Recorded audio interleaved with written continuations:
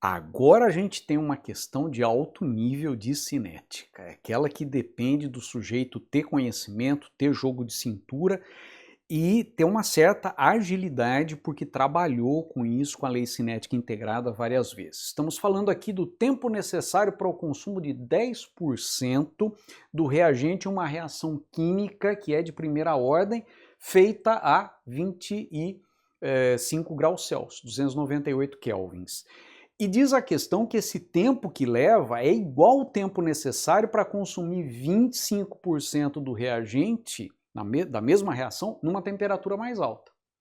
Bom, até aqui tudo coerente, né? Porque se a temperatura aumenta, a velocidade da reação aumenta e o tempo que levava para consumir 10% é o mesmo que agora vai ser necessário para consumir 25%. A pergunta é qual é a energia de ativação dessa reação. E alguns dados aqui muito doidos, né? Log de 10 nonos, log de 4 terços, log de 2,72. Bom, primeiro vamos tentar destrinchar esse enunciado aqui, né? A gente está falando de uma reação de primeira ordem. Na postagem de ontem eu comentei que uma reação de primeira ordem é aquela que experimentalmente teve sua lei cinética determinada e a lei cinética é desse tipo, em que a velocidade é diretamente proporcional à concentração do reagente. A partir dessa lei cinética, que é uma lei cinética chamada de diferencial, é possível chegar numa lei cinética integrada para reações de primeira ordem, em que a concentração decresce a partir de um valor inicial exponencialmente. O termo exponencial de decaimento está aqui. Bom, para essa lei cinética integrada, eu mostrei na postagem de ontem que você pode chegar nisso aqui. E a partir disso, prosseguindo agora, eu vou fazer o seguinte, eu vou isolar o tempo. Então esse K eu vou jogar para o outro lado, e o menos 1 que também eu vou jogar para lá, eu vou usar o menos 1 para inverter o log. Então note que eu inverti o logaritmo, né, inverti o argumento do logaritmo, transformei o log neperiano no log decimal colocando o fator de conversão entre um e o outro, que é 2,3, e esse k que estava multiplicando agora está dividindo. Por que eu fiz isso? Porque a questão fala que o tempo necessário para tal coisa é igual ao tempo necessário para tal coisa. Agora, eu tenho o tempo em função do quê? Em função da concentração num dado instante em relação à inicial e em função da constante cinética, que não é a mesma nas duas temperaturas. Qual é a rota? A rota é, eu vou descobrir qual é a relação entre a constante cinética nas duas temperaturas. E aí eu vou usar a tal da equação de Arrhenius para descobrir a energia de ativação, porque a variação da constante cinética, do valor da constante cinética com a temperatura, é dado pela equação de Arrhenius. Então vamos prosseguir a partir daqui. Pegando o enunciado, o que está sublinhado em verde diz assim, o consumo de 10% nessa temperatura. Então eu vou usar essa expressão para vestir esses dados.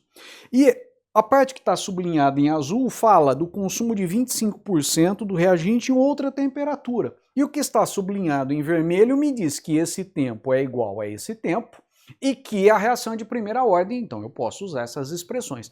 Note que eu já substituí aqui a expressão que estava por essa aqui, onde aqui eu tenho a concentração inicial e aqui 90% da concentração inicial, porque se 10% foram consumidos, restaram 90%.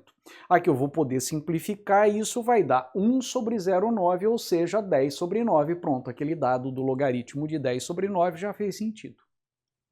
Então, isso me permite achar uma expressão que vincula algumas informações com a constante cinética nessa temperatura. Agora eu vou pegar essa expressão e vestir esses dados nela. Então, eu tenho agora 75% da concentração nesse instante. Isso corresponde ao mesmo tempo de acordo com o enunciado, só que aqui a constante cinética é a constante cinética nessa outra temperatura. Note que isso aqui tem que ser igual a isso, esses dois tempos têm que ser iguais. Então eu vou igualar essas duas expressões na próxima tela e ao fazer essa igualdade, perceba que do lado de cá então eu tenho uma constante cinética numa temperatura e uma constante cinética numa temperatura mais alta, que eu sei que essa constante é mais alta. O que eu desejo? Achar a relação entre as duas. Então essa que está dividindo eu vou jogar para lá. Multiplicando, ela vai para o numerador. O 2,3, que é o fator de conversão, cancela. Aqui eu vou ter cancelamento das concentrações iniciais, vai dar 1 sobre 0,9 ou 10 sobre 9. E aqui eu vou ter cancelamento 1 sobre 0,75, ou seja, aqui eu vou chegar em 4 terços, né? 1 sobre 0,75 ou 100 sobre 75 ou 4 sobre 3. Então, joguei as constantes para lá e obtive o quê? Logaritmo decimal de 4 terços sobre esse logaritmo que veio dividindo, que é o logaritmo de 10 nonos. Os dois valores foram fornecidos e, portanto, esta relação dá 2,72. Qual é a interpretação disso? Quando a temperatura ela sobe de 298 kelvins para 308 kelvins, a constante cinética é multiplicada por 2,72, ou seja, todos os outros fatores sendo iguais, o aumento da temperatura provoca essa multiplicação na velocidade. A velocidade é multiplicada por um fator 2,72. Bom, agora que eu tenho essa relação, achar a energia de ativação é a última parte. Para isso a gente usa a equação de Arrhenius, que diz que a constante cinética é igual a um fator pré-exponencial vezes um fator exponencial. E nesse fator exponencial nós temos a energia de ativação e RT. Bom, o que nós podemos fazer? Aplicar logaritmo neperiano dos dois lados. Aplicando o logaritmo dos dois lados, chegamos a isso aqui por propriedades dos logaritmos. Esse expoente vem aqui para frente, log neperiano de E é 1. Portanto, log neperiano de K é o log neperiano de A. Opa, esse fator pré-exponencial também é representado por A, mas obviamente não confunda com aquele A que nós usamos para representar o reagente da reação de primeira ordem. E aqui eu tenho então exatamente o expoente. Perceba que o logaritmo da constante cinética ele é dependente da temperatura. E aí o que eu vou fazer? Eu vou aplicar essa equação duas vezes. Eu vou aplicar na temperatura mais alta, vou aplicar na temperatura mais baixa e subtrair essa equação daquela membro a membro. Então eu fico com o logaritmo menos o outro logaritmo, e aqui a equação aplicada a 308 menos a equação aplicada a 298. Perceba que o log neperiano de A vai simplificar, aqui eu represento isso como log do quociente. Então, que eu tenho log do quociente, aqui eu vou colocar EA sobre R em evidência, esse menos com esse menos vai dar mais, então 1 sobre 298 fica com sinal de mais, e esse menos 1 sobre 308 está aqui. Reproduzindo isso na próxima tela, nós partimos daqui para fazer o cálculo final. O que nós desejamos? Isso aqui, R, nós podemos colocar 8,31, lembrando que esse 8,31, a unidade é Joule, mol a menos 1, Kelvin a menos 1.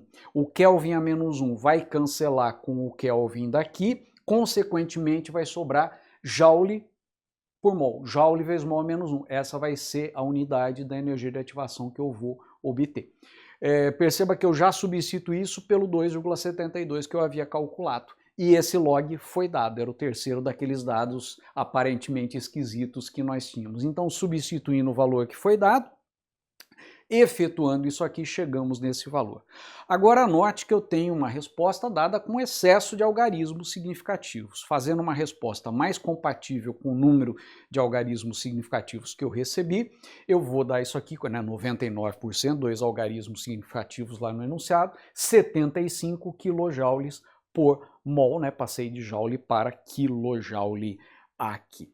Percebeu? Esse é um problema de um nível mais alto, já é um problema típico mais da segunda fase do ITA, e dá uma repassada. Se tiver algum comentário, alguma dúvida, coloca aí nos comentários. Espero que tenha te ajudado nos seus estudos. Vá em frente, perseverança, muita garra e até a próxima.